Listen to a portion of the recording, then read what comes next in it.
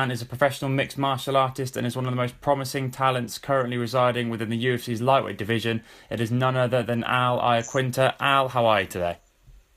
I'm doing good, man. I'm doing good. How's everything? Not too bad. And first things first, how's life been for you over the last 6 months since the win over Diego? And what would you say your usual routine is when it comes to winding down after a fight? Oh, man. This one was a little different. I had a lot of, it was like 2 years of pent up, I don't know what to call it, but I was going stir crazy for like 2 years, looking to fight again. And to come back and win like that with knockout quick, it was really just like a dream come true. Everything I visualized, everything, the whole time I was injured, it was a lot to deal with. I kind of fell off the handlebars. I went a little crazy after the fight. But, I kind of celebrated a little too much, I think. But it is what it is. Yeah. And in terms of the layoff that you just mentioned, during that time, how often would you say you were questioning whether or not you actually were going to return or how long it was going to take? In some ways, I questioned it every day. And in some ways, I really kind of never did question it. I don't know. I always figured I'd be back, but there was just so much kind of standing in my way. With with the injuries, with the contract nonsense, with just everything. It wasn't looking good. It was, I got offered a good fight, I had a good time in a good place. I accepted it, and I trained as hard as I could. I went in there and I did what I don't think many people could have done. So yeah, I was really excited and overwhelmed, I guess, even to win, and then to not win the bonus after everything that I went through. It was kind of it hurt. It stung. I figured you come back off a 2-year layoff. I visualized that whole thing happening, really from start to finish.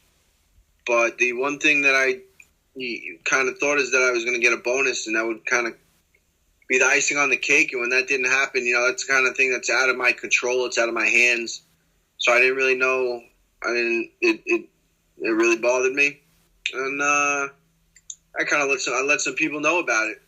And maybe I could have said some things a little differently, but I said them the way they were said, and I don't really take it back because that's what I was feeling at the time, and it's kind of how I still feel. But I don't know. Yeah. And so in terms of that kind of mentality, are you going to be going into your next fight thinking, I'm really going to kind of shove this down their throats and I'm going to make them give me that bonus this time? I mean, yeah, I go in there every time. I try to finish the fight. I'm really never looking for fight of the night. I'm never looking for a good fight. I'm looking for a quick, clean knockout, and that's what I've been doing lately. I've been getting some good knockouts, getting some good fights, and I hope the bonuses come along with that eventually. Yeah, and obviously you're going to be returning at UFC 218, but as obviously a New York native, did you find yourself really wanting to get onto the MSG card, or does that thing not really matter as much to you? Yeah, I really wanted to, but the timing wasn't right. So, yeah, it just wasn't an option. It was too soon. Yeah. Too soon. And some people may or may not know that you're actually a real estate agent as well as being a fighter inside the octagon. Is that something you fell into, or was that something of a goal or a passion for a long time? I bought a house like 3 or 4 years ago, and I just liked the whole process.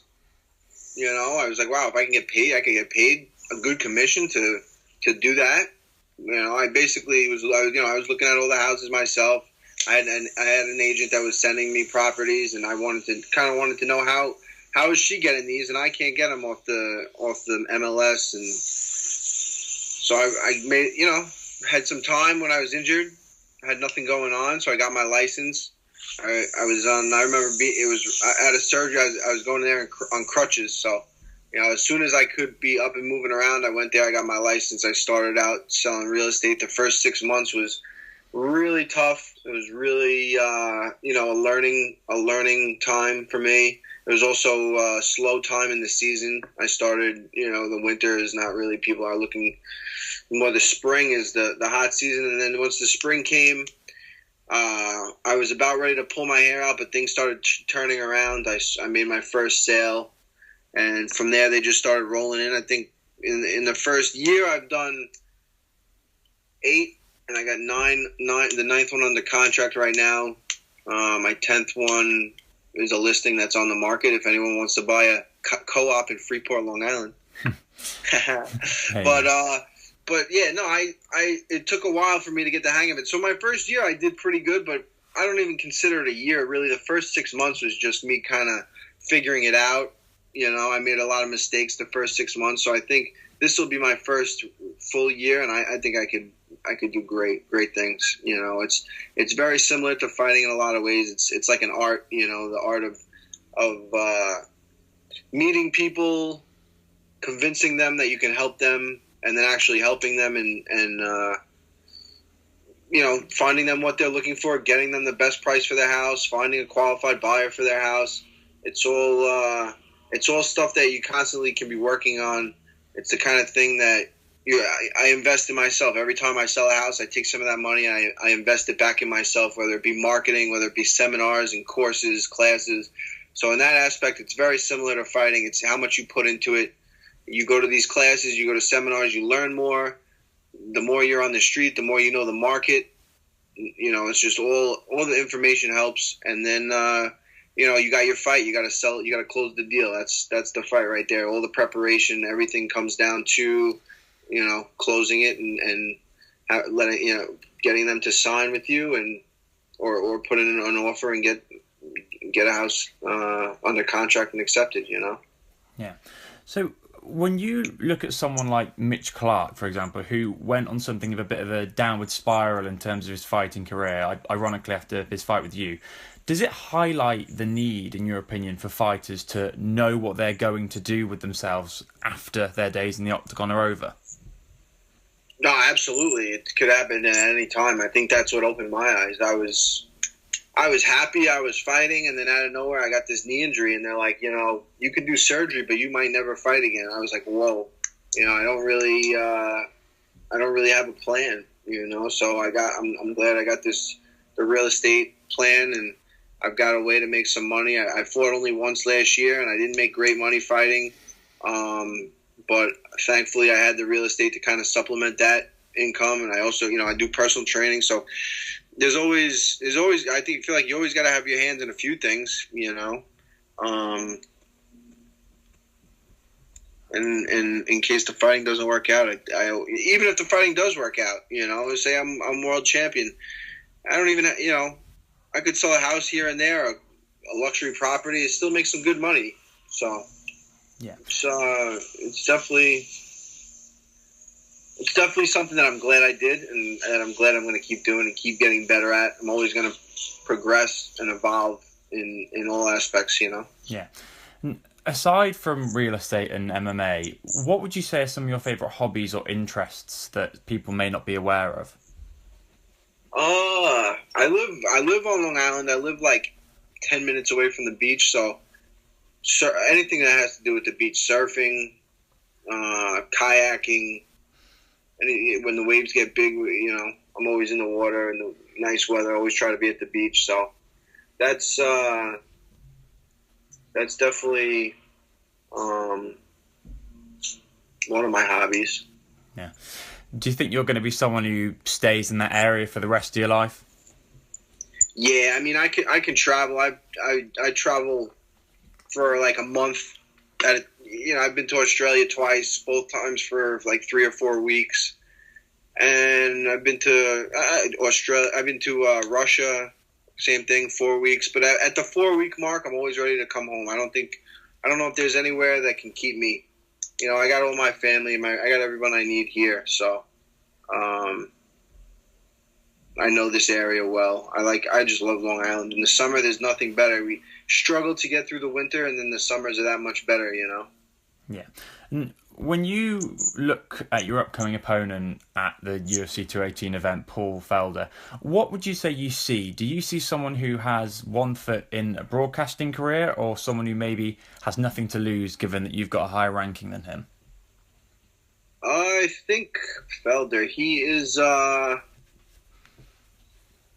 good, man. He's got some great, real fundamental. All his fundamentals in Thai boxing are really good.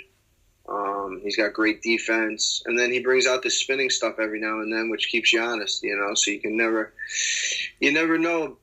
The one thing I think he's susceptible of is when he gets hit, he gets really tough, you know, and I think that might make him just susceptible to some things against certain guys. But he's a great fighter.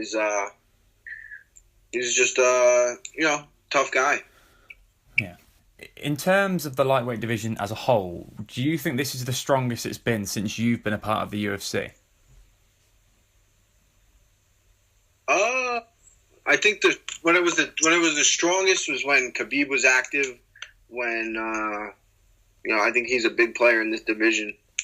I don't know if he's going to be able to make weight. I don't know if he's healthy. I don't know what his deal is. But I think he's him and Ferguson. I guess but Connor's not really. Who knows what his deal is? It's kind of. I feel like right now it's kind of in limbo. You know, Nate really doesn't know. He's not fighting. So I think once everyone's active and everyone's fighting, then it'll be one of the most entertaining, one of the most. One of the toughest divisions. I mean, Kevin Lee just fought for an interim title. For me, that's I think there's a lot of tougher guys. There's a lot tougher guys than him.